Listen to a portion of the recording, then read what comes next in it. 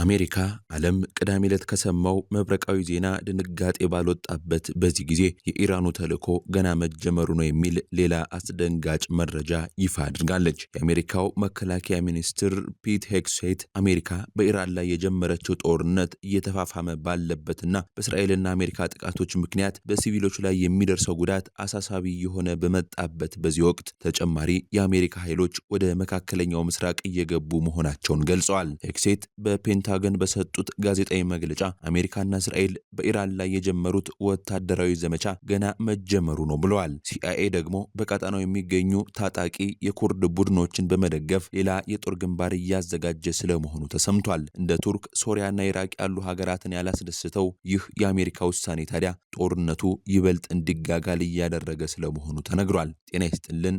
ይህ ጥቁር ሚዲያ ነው። የአሜሪካ መከላከያ ሚኒስቴርና ሲአይኤ በግልጽ እንዲሁም በድብቅ እያካሄዷቸው ያሉ አስደንጋጭ እርምጃዎችን እናስቃኛችኋለን። ቻናላችንን ሰብስክራይብ፣ ላይክና ሼር እያደረጋችሁ አብራችሁን ቆዩ። የቀድሞው የሚዲያ ሰው የአሁኑ የአሜሪካ መከላከያ ሚኒስትር ፔት ሄግሴት ሀገራቸው በኢራን ያላትን እንቅስቃሴ እየቀነሰች ሳይሆን እያጠናከረች ስለመሆኗ በገለጹበት ንግግራቸው ተጨማሪ ቦምብ ጣይና ተዋጊ ጄቶች ወደ ቦታው እየደረሱ ነው ብለዋል። አሜሪካ ከ226 እስከ 900 ኪሎ ግራም የሚመዝኑ ቦምቦችን እንደምትጠቀምም ነው ሚኒስትሩ የተናገሩት። አሜሪካና እስራኤል ቀኑን ሙሉ ከሰማይ ሞትና ጥፋትን ያዘንባሉ ሲሉም የኢራን ጉዳይ ገና ያላለቀለት እንደሆነ ጠቁመዋል። የሕግ ባለሙያዎች ይህን ወታደራዊ ጥቃት የተባበሩት መንግስታት ድርጅት ቻርተርንና ዓለም አቀፍ ሕግን የሚጥስ ነው ሲሉ ነቅፈውታል። ሰብአዊ ድርጅቶችም ጦርነቱ በመካከለኛው ምስራቅ በሚገኙ ሲቪሎች ላይ እያደረሰ ያለው ተጽዕኖ በእጅጉ እንዳሳሰባቸው ገልጸዋል። ከኢራን ዋና ከተማ ቴህራን በወጡ መረጃዎች መሰረትም ሲቪሎች የአሜሪካና እስራኤል ጥቃት ዋነኛ ሰለባ የሆኑ መምጣታቸውን አመላክተዋል። ጥቃቶቹ ቀጣይነት አላቸው ያለው የአልጀዚራ ዘገባ 3/4 የሚሆነው የቴህራን ነዋሪ ከተማዋን ለቆ መውጣቱን ጠቁሟል። የኢራን ባለስልጣናት አሜሪካና እስራኤል በሀገሪቱ ላይ ዝብርቅርቅ ያለ ኢላማውን ያለየና ግልጽነት የጎደለው ጥቃት እየፈጸሙ ነው ሲሉ ከሰዋል። በሌላ በኩል ኢራን ለጥቃቶቹ በሰጠችው ምላሽ በቀጠናው በሚገኙ ይዞታዎች ላይ ሚሳኤሎችንና ድሮኖችን ተጠቅማ ጥቃት የፈጸመች ሲሆን በዚህም 6 የአሜሪካ ወታደሮችና 11 እስራኤላውያን መገደላቸውን መረጃዎች አመላክተዋል። የኢራን ጥቃቶች በባህረ ሰላጤው ሀገራት በሚገኙ የነዳጅና የጋዝ መሰረተ ልማቶች ላይ እያነጣጠሩ መምጣታቸው በዓለም አቀፍ የኢነርጂ ገበያ ላይ መስተጓጎል ሊፈጥር ይችላል የሚል ስጋትም በበርካቶች ላይ ተደቅኗል። የኖርዌይ ስደተኞች ምክር ቤት ዋና ጸሐፊ ጃን ኤግላንድ ይህ አስከፊ የግጭት መባባስ ቀደም ሲል በጦርነት በቆሰሉና በደከሙ ህዝቦች ላይ ስቃይ እየጨመረ መሆኑን ገልጸዋል። ሁሉም ወገኖች ግጭቱን እንዲያረግቡ፣ ሲቪሎችንና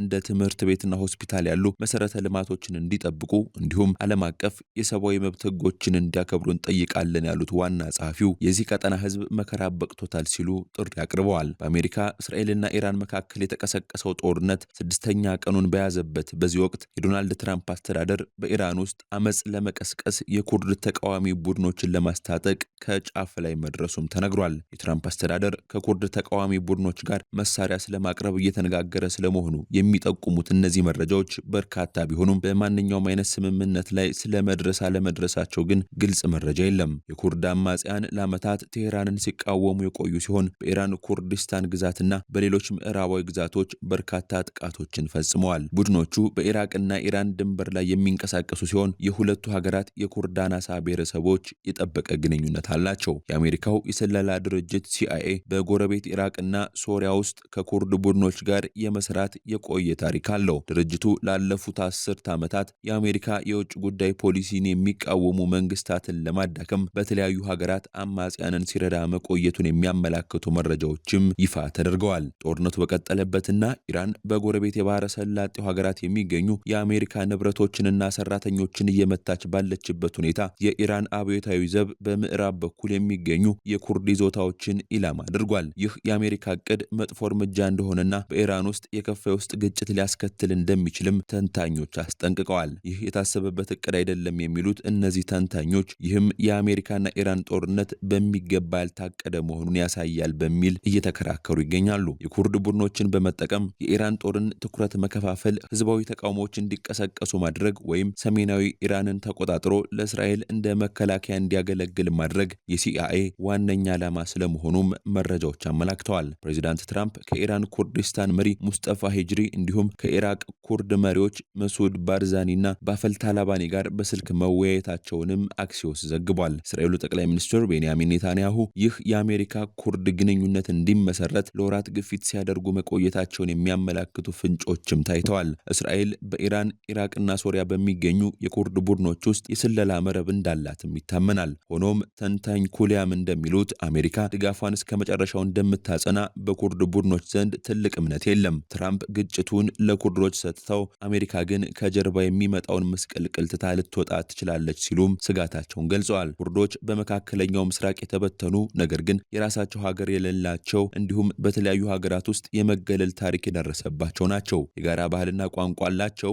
በርካታ የኩርድ ቡድኖች በቱርክ በሶሪያና በኢራን ውስጥ የራሳቸውን በራሳቸው የማስተዳደር መብት ለማግኘት ለብዙ አስርት ዓመታት ሲታገሉ ቆይተዋል። ዋሽንግተን በተለይም ለኢራቅ ቡድኖች የታሪክ አጋር ሆና ቆይታለች። እንደ አውሮፓውያን አቆጣጠር በ1991 በተቀሰቀሰው አመጽ ወቅት አሜሪካ የኩርድ ቡድኖችን ለመጠበቅ ድጋፍ ሰጥታለች። ይሁን እንጂ ዋሽንግተን መጀመሪያ አመጹን ቀስቅሳ በኋላ ግን የሳዳም ሁሴን ጦር ጥቃት ሲሰነዝር ኩርዶችን ጥላ ወጥታለች በሚል ትችት ይቀርብባታል። በወቅቱ ተግባራዊ ተደርጎ የነበረው የበረራ ክልከላ ግን የኩርድ ክልላዊ መንግስት እንዲመሰረት መንገድ የከፈተ ሲሆን ይህም መንግስት እንደ አውሮፓውያን አቆጣጠር በ2025 በይፋ እውቅና አግኝቷል። ከ2014 ጀምሮ ደግሞ አሜሪካ አይኤስን ለመዋጋት ከኩርድ ፔሽመርጋ ኃይሎች ጋር ወታደራዊ አጋርነት መስርታለች። በተመሳሳይ እንደ አውሮፓውያን አቆጣጠር በ2017 በትራምፕ የመጀመሪያ የስልጣን ዘመን አሜሪካ የሶሪያ ኩርድ ሚሊሻ የሆነ ቡድንን አሰልጥና አስታጥቃለች። ቱርክ ይህን ቡድን ከፒኬኬ ጋር ግንኙነት አለው በሚል በአሸባሪነት ብትፈርጀውም ቡድኑ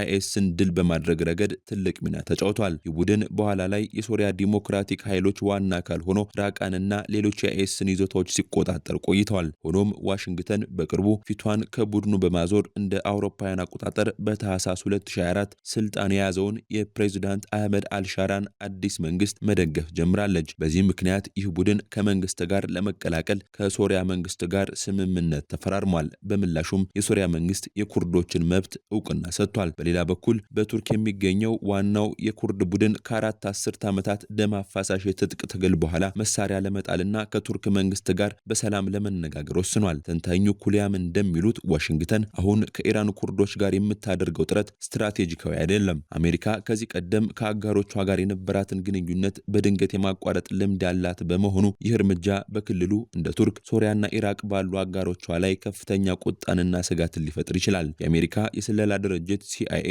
ላለፉት 5 እና 6 አስርት ዓመታት በበርካታ ሀገራት ውስጥ ለአማጽያንና ለታጠቁ ቡድኖች የገንዘብ የስልጠናና የመሳሪያ ድጋፍ ሲሰጥ ቆይቷል። እንደ አውሮፓውያን አቆጣጠር በ1970ዎቹ መገባደጃ ላይ ሲአይኤ የሶቪየት ወረራን ለመዋጋት ለአፍጋኒስታን ሙሃጂሮች የገንዘብ ድጋፍና ስልጠና ሰጥቷል። እንደ አውሮፓውያን አቆጣጠር በ2011 ደግሞ የረጅም ጊዜ የሊቢያ መሪ የነበሩትን ሙአመር ጋዳፊን ለሚዋጉ አማጽያን የስለላና ሌሎች ድጋፎችን አድርጓል። በኢራንም ቢሆን እንደ አውሮፓውያን አቆጣጠር በ1953 ሲአይኤ ከእንግሊዝ የስለላ ድርጅት ጋር በመሆን በዲሞክራሲያዊ መንገድ የተመረጡትን ጠቅላይ ሚኒስትር መሐመድ ሞሳዴቅን በወታደራዊ መፈንቅለ መንግስት ለመገልበጥ ረድቷል። የአሁኑ የሲአይኤ እና የኩርድ ቡድኖች ጥምረት ግን ምን ሊያስከትል እንደሚችል ካሁኑ በግልጽ የተለየ ነገር የለም።